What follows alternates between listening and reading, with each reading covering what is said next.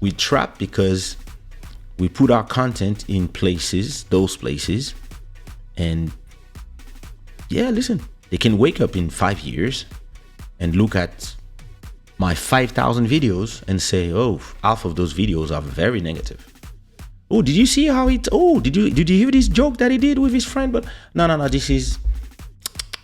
that's boom, and you start having your videos removed. So there's this thing where the dream of decentralization that all the people who built Web 1.0 and Web 2.0 lost itself.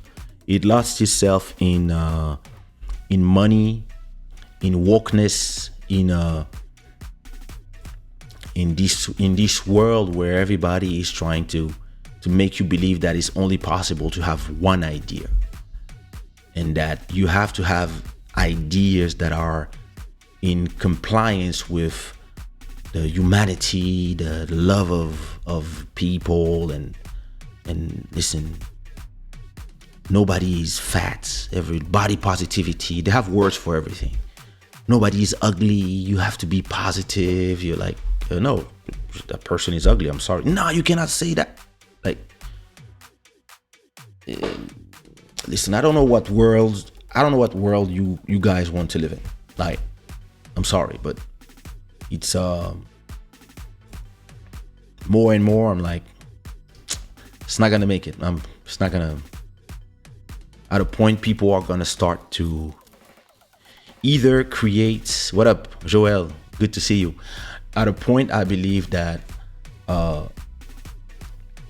the people who create the content, which is us, are going to start to rebel and either build our own decentralized places where we still have rules. It's not going to be the Far West, but at least we will be able to voice different opinions on subjects without the fear of our livelihood being removed. And yeah, we will build a competition that is big enough that those websites are scared to lose us to the competition. So they will respect our freedom of speech. Because right now what is going on is that YouTube has a monopoly. Listen, we small.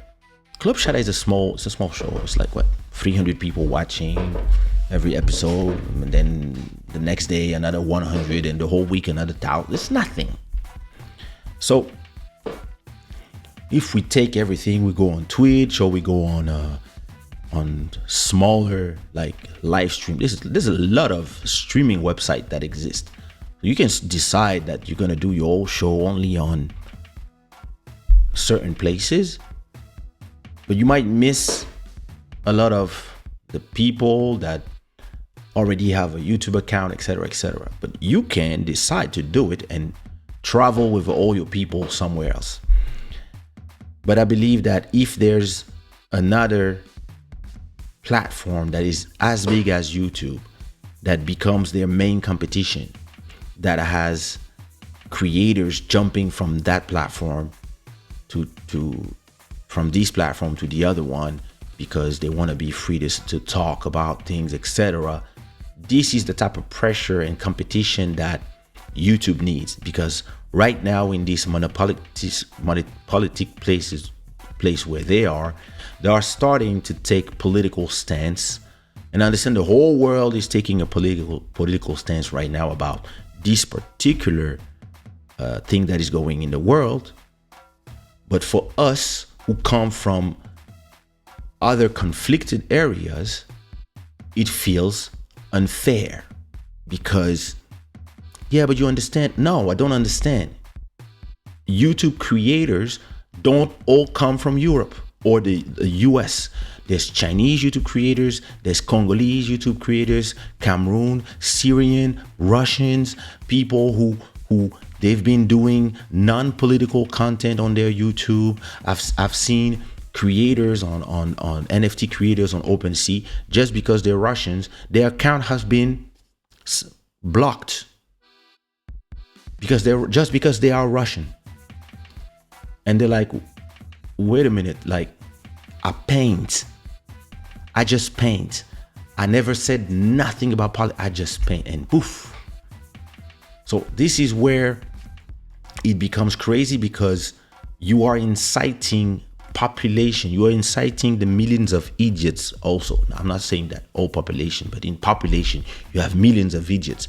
You are inciting them to be violent against other people by not thinking through the decisions you take on your platforms in the European Union, etc. All these people are just taking emotional decisions. This is not your job to be emotional. Your job is to think about the decisions you take, make sure it doesn't lead us to world war, and make sure that it doesn't lead us to not being able to drive our cars because the gas is too high. You have to be balanced in your opinions. And all these people, they just, because they only think about the polls, they see, like, listen, the whole world is sad about the war, so we have to be too. No, that's not your job as a politician. Your job as a politician is to lead. The Americans are bellicose in nature. They need an enemy. So 3 months ago it was China, and now it's Russia. And when this war is over, they're gonna go back to insulting China every day, or Iran, and that's how they do. But us here in Europe, we could take we could not just follow them, and we could take a different stance where we say, nah, we're gonna try to build a dialogue between these two countries and try to make sure, like, but no, what are we doing? We're sending weapons. So how do we end this? And now the platforms are saying, listen, us too, listen, I hope, let's see, next time there's something that breaks out in Africa or in China or somewhere, if you're gonna have all these same emotion and all these same sanctions and all these craziness, or you're gonna make us other people be like, wow, you don't care about our dead the way you care about these ones. All right, listen, all right, cool. It's not my platform. It is what it is.